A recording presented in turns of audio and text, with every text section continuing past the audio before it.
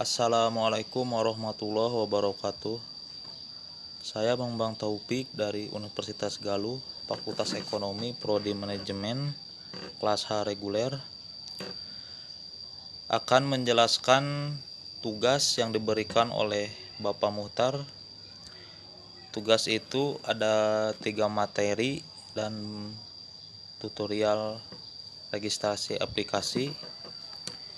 Yang pertama di sini saya akan menjelaskan pengertian sistem informasi manajemen atau SIM. Sistem informasi manajemen adalah dalam bahasa Inggris Management Information System, bagian dari pengendalian internal suatu bisnis yang meliputi pemanfaatan manusia, dokumen, teknologi, dan prosedur oleh akuntansi manajemen untuk memecahkan masalah bisnis seperti biaya produk, layanan, atau suatu strategi bisnis. Sistem informasi manajemen, istilah yang umum dikenal orang adalah sebuah sistem manusia atau mesin yang terpadu untuk menyajikan informasi guna mendukung fungsi operasi, manajemen, dan pengembalian keputusan dalam sebuah organisasi. Sistem ini menggunakan perangkat keras, hardware, dan perangkat lunak, software, komputer, prosedur pedoman, model manajemen dan keputusan, dan sebuah database.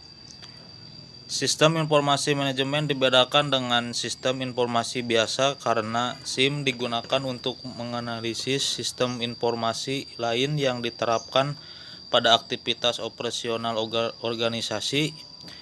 Secara akademis, istilah ini umumnya digunakan untuk merujuk pada kelompok metode manajemen informasi yang bertalian dengan otomasi atau dukungan terhadap pengembalian keputusan manusia, misalnya sistem pendukung keputusan, sistem pakar, dan sistem informasi eksekutif.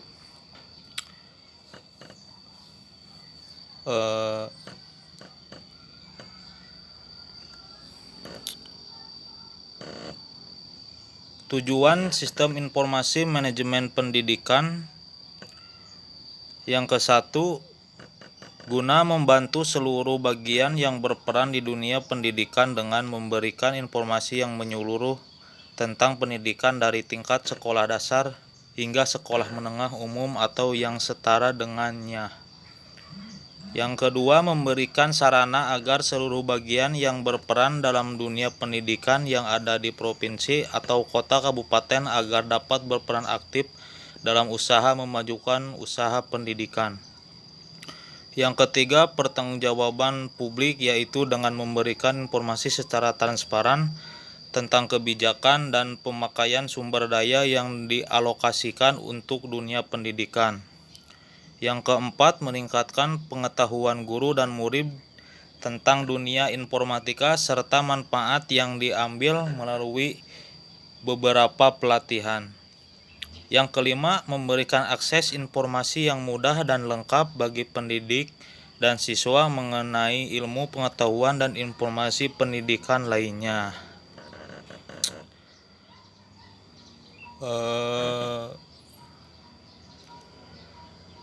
Konsep dasar sistem informasi manajemen pendidikan. Sistem informasi pendidikan yang dibutuhkan di Indonesia idealnya adalah bagaimana para pengambil keputusan bidang pendidikan dapat dengan mudah mencari informasi sebagai bahan dalam proses pengembalian keputusan bidang pendidikan. Misalnya, berapa jumlah sumber daya manusia pendidikan yang dibutuhkan, jenis sekolah, tingkat sekolah, dan pelaksanaannya. Kurikulum perkembangan lembaga pendidikan lokal, regional, nasional, bahkan internasional untuk dapat memperbaiki kinerja dunia pendidikan masa lalu, masa kini, ataupun masa yang akan datang. Proses pengembangan sistem informasi manajemen pendidikan. menyusun sistem yang baru untuk menggantikan sistem yang lama secara keseluruhan atau untuk memperbaiki sistem yang sudah ada. Sistem yang sudah lama perlu diperbaiki atau bahkan diganti dapat disebabkan oleh beberapa hal, diantaranya yaitu kesalahan yang tidak sengaja yang menyebabkan kebenaran data kurang terjamin, tidak efisiennya operasi pengolahan data tersebut, adanya instruksi atau kebijaksanaan yang baru baik dari pimpinan atau dari luar organisasi seperti peraturan pemerintah.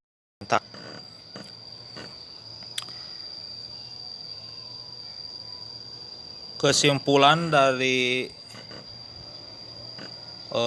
materi tersebut, sistem informasi manajemen adalah suatu sistem yang dirancang untuk menyediakan informasi guna mendukung pengambilan keputusan pada kegiatan manajemen, perencanaan, penggerakan, pengorganisasian, dan pengendalian dalam organisasi. Sistem informasi manajemen pendidikan merupakan perpaduan antara sumber daya manusia dan aplikasi teknologi informasi memilih, menyimpan, mengolah, dan mengambil kembali data dalam rangka mendukung kembali proses pengembalian keputusan bidang pendidikan.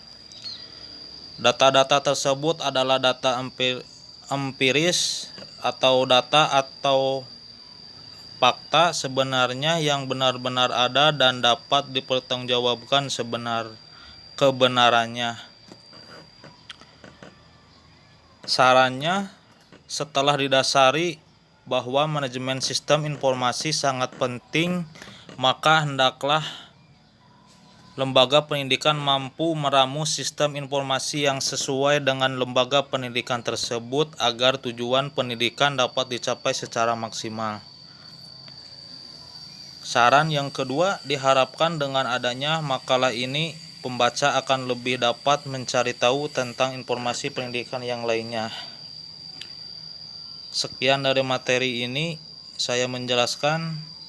Kita beralih ke materi 2. Materi 2 yang saya ingin jelaskan,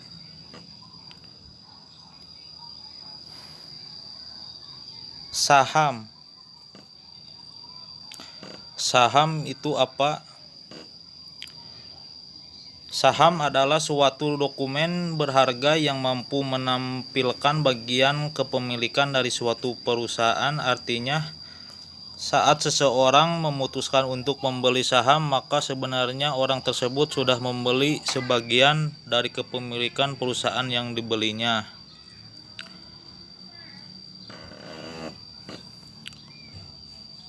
Ringkasan laporan posisi keuangan perusahaan neraca PT Astra Agro Lestari 5 tahun terakhir adalah sebagai berikut.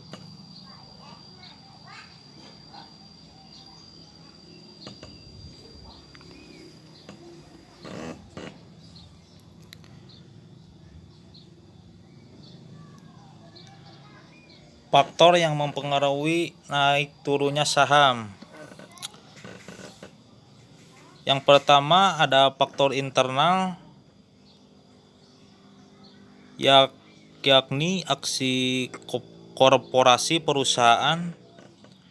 Segala bentuk kebijakan yang ditetapkan manajemen perusahaan umumnya berupa pelepasan saham atau divestasi, akuisisi, penggabungan atau merger, pembagian dividen, pemecahan saham atau stock split, dan right issue. Baik buruknya fundamental perusahaan. Faktor lain penyebab naik turunnya harga saham dilihat dari fundamental perusahaan seperti laporan keuangan emiten, pangsa pasar, tren atau prospek bisnis, siklus bisnis, dan lainnya. Kinerja perusahaan di masa depan. Biasanya banyak analisis atau pengamat memprediksi kinerja suatu emiten dalam beberapa tahun ke depan. Melihatnya dari sisi pembagian dividen, utang, modal, dan laba perusahaan dalam periode tertentu, faktor eksternal dari saham yang pertama ekonomi makro, tingkat inflasi, deflasi, dan naik turunnya suku bunga acuan Bank Indonesia merupakan faktor yang dapat menyeret harga saham naik atau turun. Contohnya, ketika inflasi terkerek naik, harga saham akan bergerak, selanjutnya berpengaruh pada indeks harga saham gabungan. Kurs rupiah terhadap dolar. Pergerakan kurs rupiah terhadap dolar jika menjadi penyebab naik turunnya harga saham bila mata uang Garuda menguat. Biasanya harga saham perusahaan eksportir Ijarayo, tapi sebaliknya jika melemah yang merah membara adalah harga saham perusahaan importir. Panic attack. Berita seputar politik dan ekonomi tertentu bisa membuat resah investor. Akhirnya investor ramai-ramai menjual sahamnya dan berdampak pada harga saham ikut merosot. Investor tidak pikir panjang. Kebijakan pemerintah disahkannya UU Cipta Kerja contohnya menjadi salah satu pendorong laju IHSG. Beberapa waktu lalu, harga saham emiten di sektor perbankan dan konsumer tidak terpengaruh kebijakan tersebut, termasuk demo anarkis yang terjadi. Kemunculan bandar saham. Yang dimaksud di sini adalah investor pemilik modal besar untuk bermain saham. Mereka ini biasanya berasal dari kalangan korporat atau kaum borjuis yang sengaja memanfaatkan media untuk menguntungkan dirinya sendiri. Istilah dalam saham. HK adalah hajar kanan. Artinya untuk calon pembeli suatu saham yang sedang rally akan langsung membeli harga di offer dengan maksud menghindari antrian dan agar bisa dapat langsung mendapatkan barangnya tersebut. Haki adalah hajar kiri. Artinya untuk penjual yang akan menjual barangnya harga di bawah harga pasar saat itu, dan biasanya dilakukan oleh penjual saat harga saham tersebut turun. Bullish merupakan kecenderungan harga saham untuk bergerak naik dalam periode tertentu.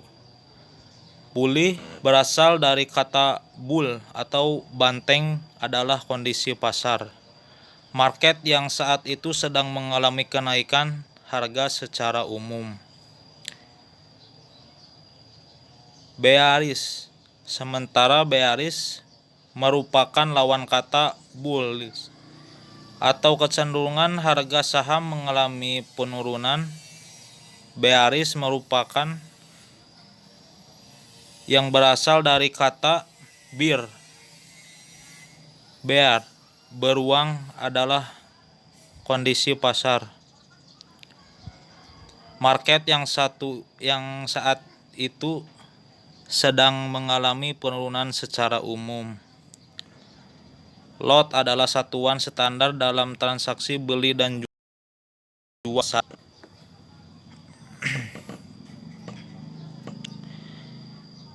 Fungsi tabungan merupakan pilihan yang tepat karena dapat digunakan sewaktu-waktu.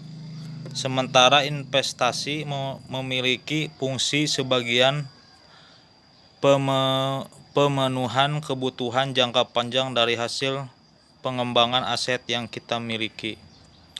Kemudahan akses dalam simpanan saat menyimpan atau menabung, kamu mungkin hanya perlu memindahkan uang tersebut ke bank atau meminta bank untuk melakukan pendebatan secara langsung dari tabungan.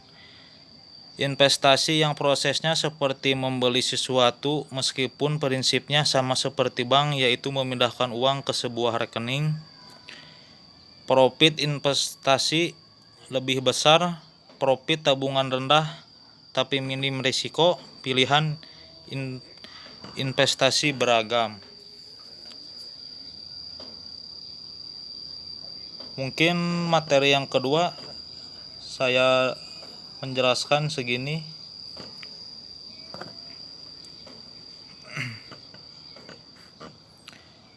Yang ketiga,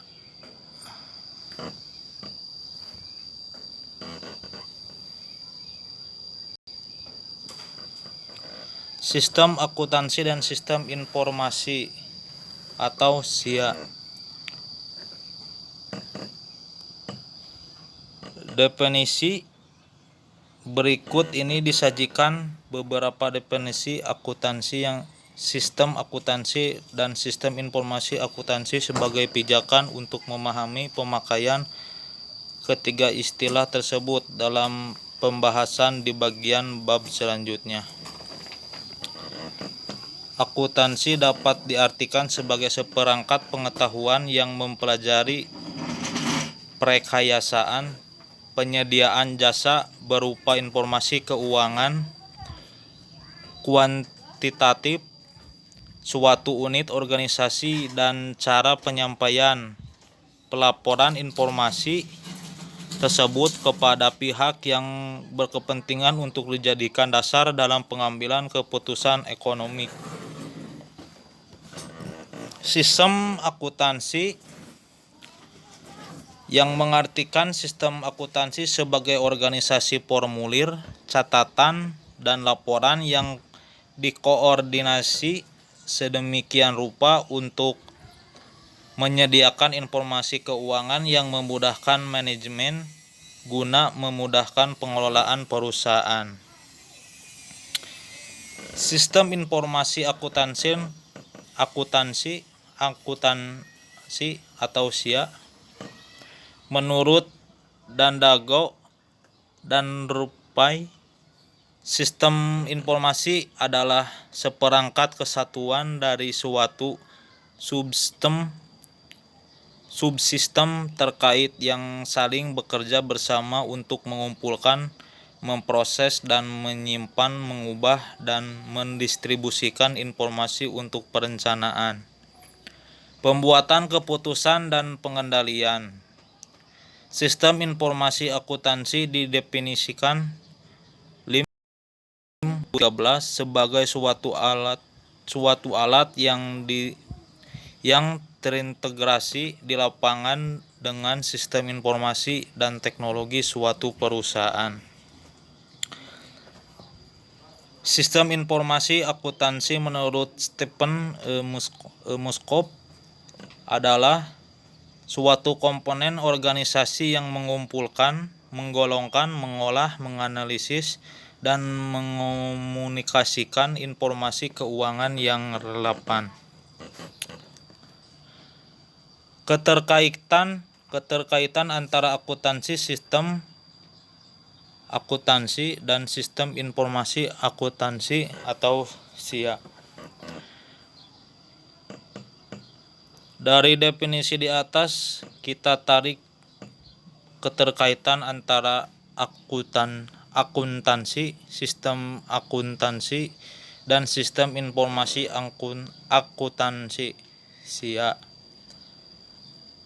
Akuntansi sebagai seperangkat pengetahuan yang mempelajari perekayasaan penyediaan jasa berupa informasi keuangan kuantitatif suatu unit organisasi dan cara penyampaian pelaporan informasi tersebut kepada pihak yang berkepentingan untuk dijadikan dasar dalam pengembalian keputusan ekonomi. Memiliki sistem tersendiri yang melibatkan berbagai elemen utamanya untuk menghimpun informasi menjadi lebih bermanfaat bagi pengguna. Akuntansi sebagai suatu disiplin pengetahuan memiliki suatu sistem disebut sistem akuntansi yang bertujuan menyajikan informasi keuangan dalam bentuk laporan keuangan kepada pihak pengguna.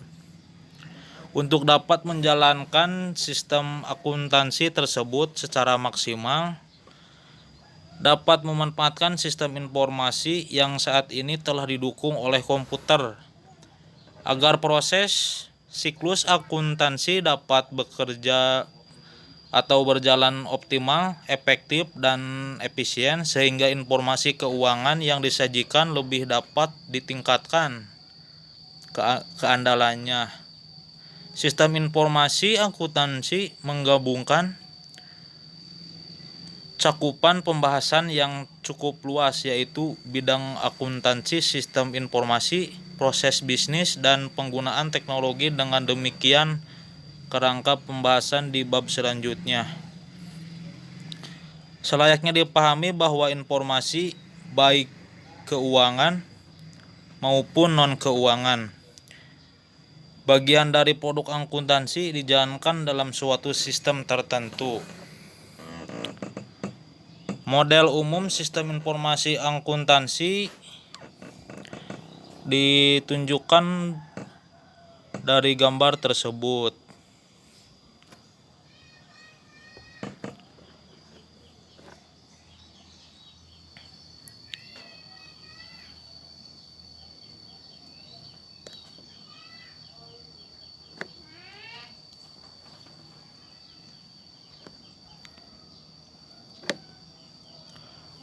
Tujuan penggunaan sistem informasi akuntansi atau SIA sangat diperlukan bagi pemakai akuntansi, yaitu pihak luar ekstern, organisasi perusahaan, dan pihak dalam intern organisasi perusahaan.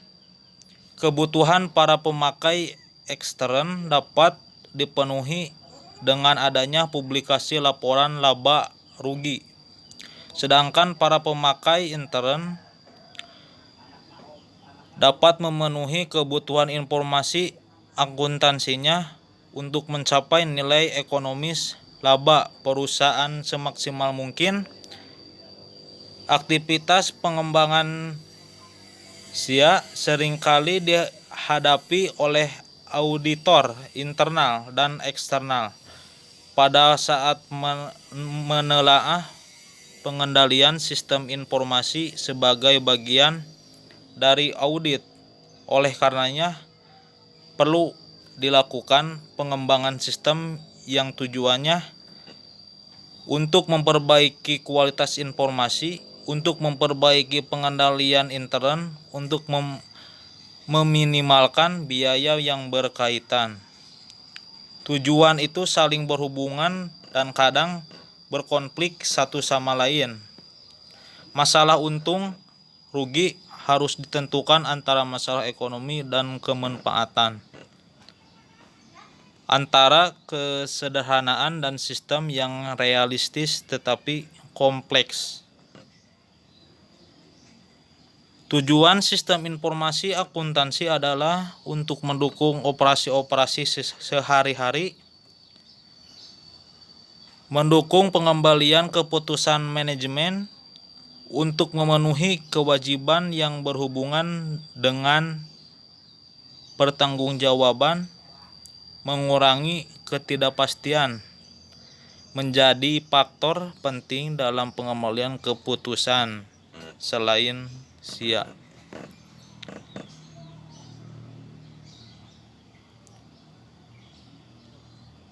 internal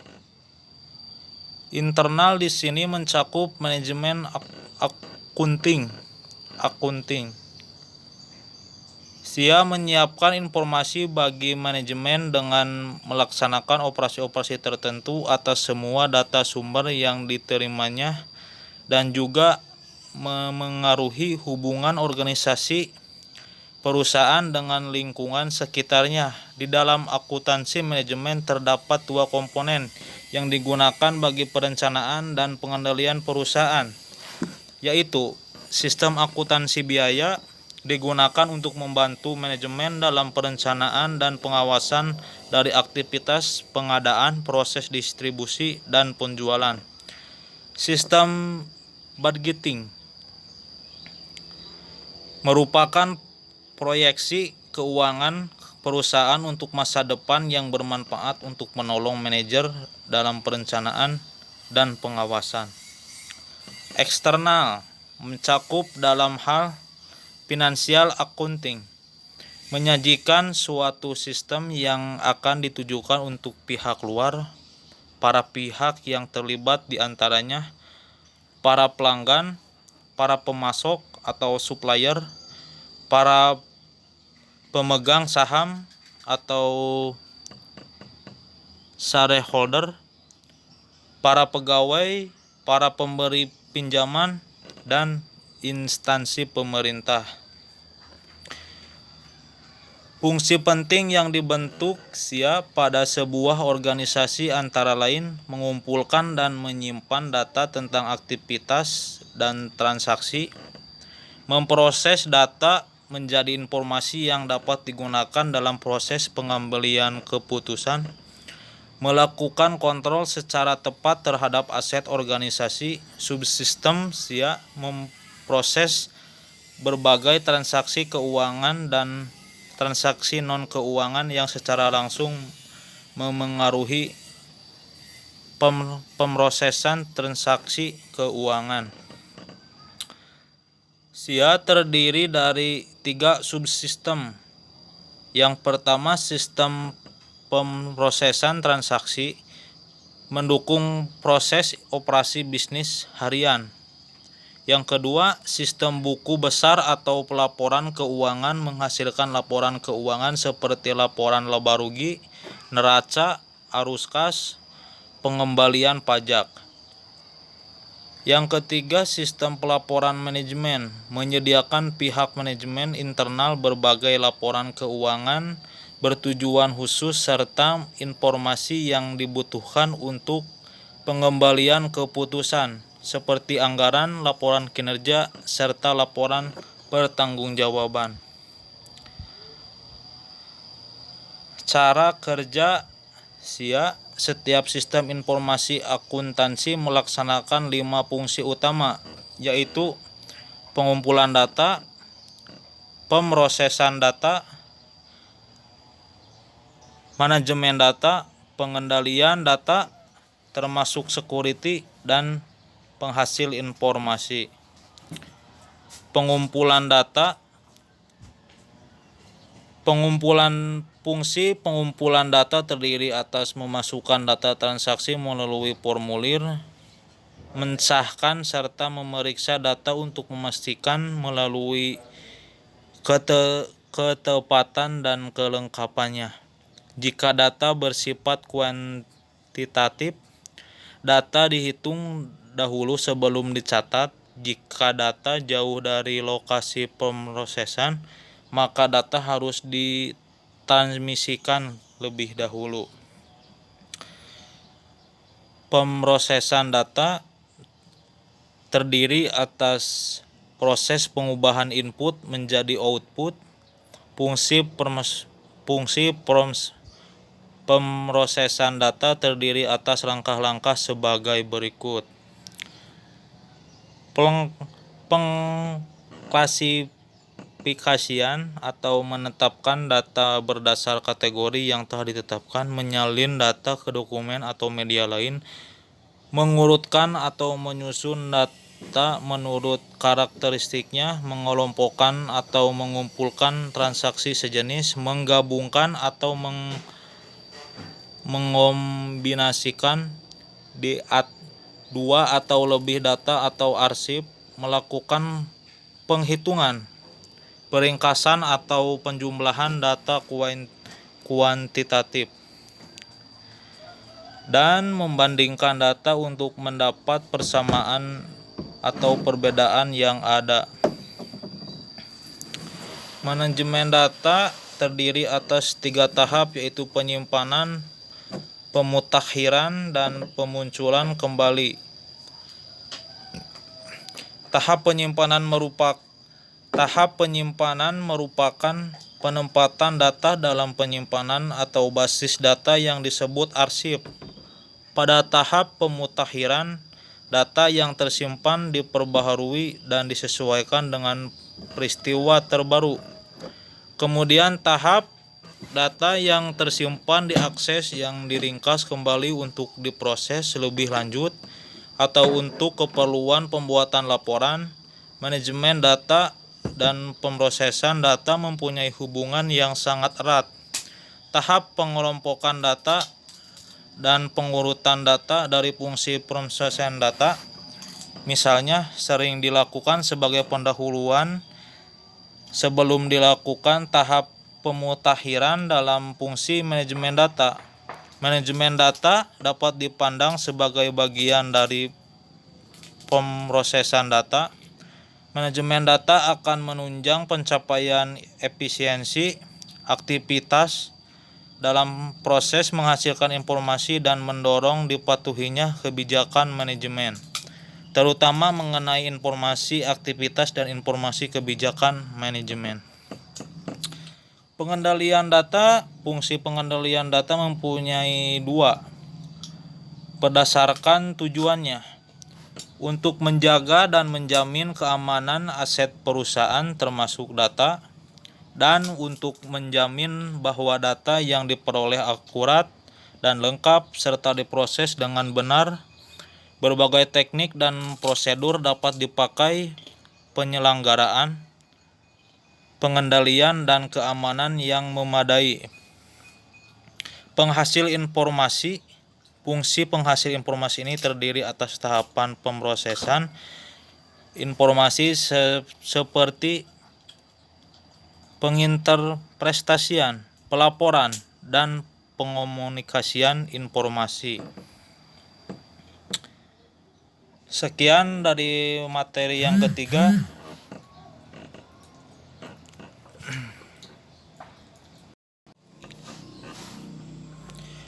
Yang selanjutnya akan menjelaskan tutorial aplikasi. Yang pertama, saya akan membuka aplikasi NeoHost. Kita buka.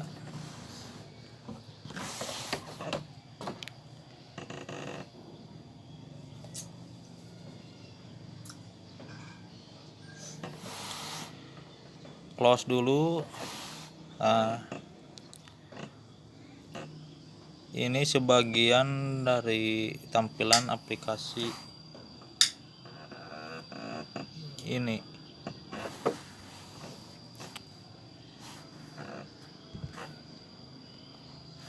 Bisa juga yang mau login tinggal masukkan ID-nya lalu passwordnya. Di sini cara tutorial aja dulu ya, saya menjelaskannya.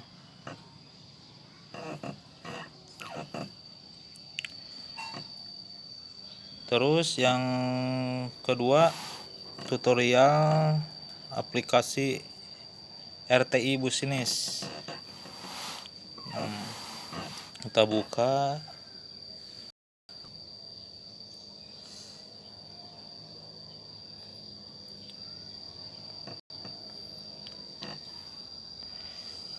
Ini sebagian tampilan market. Terus ini sebagian tampilan dari indices. Terus kayak yang sama tadi ya, harus memasukkan email atau passwordnya. Ini ya, yang ini juga. Terus selanjutnya kita buka aplikasi Stockbit. Kalau di sini kalau mau masuk Stockbit, aplikasinya harus login. Kita coba login dulu dengan email.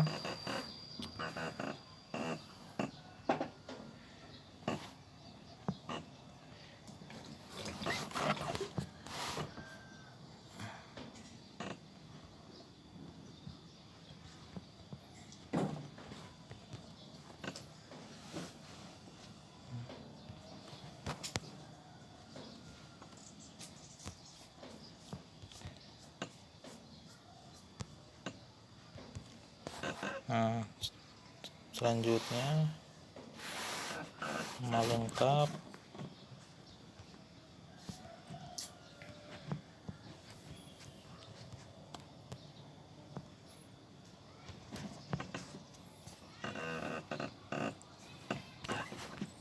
username,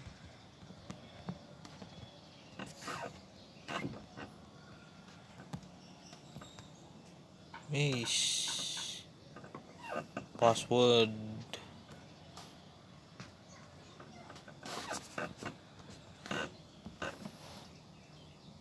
nomor ponselnya,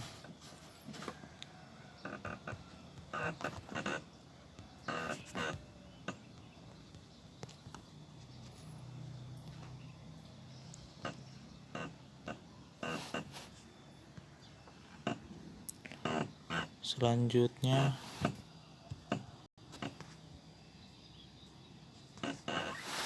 sedang memverifikasi.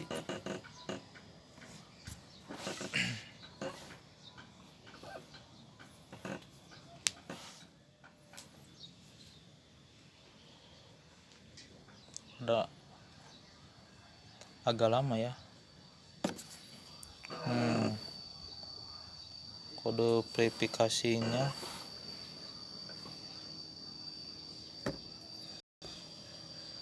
kita tunggu dulu SMS. Nah,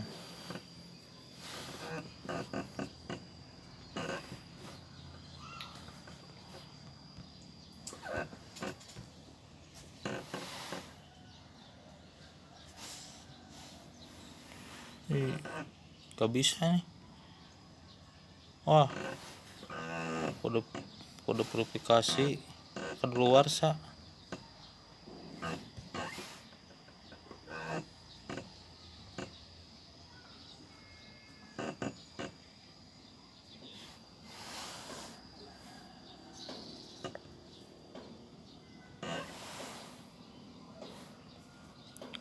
Ya, itulah sebagian ya dari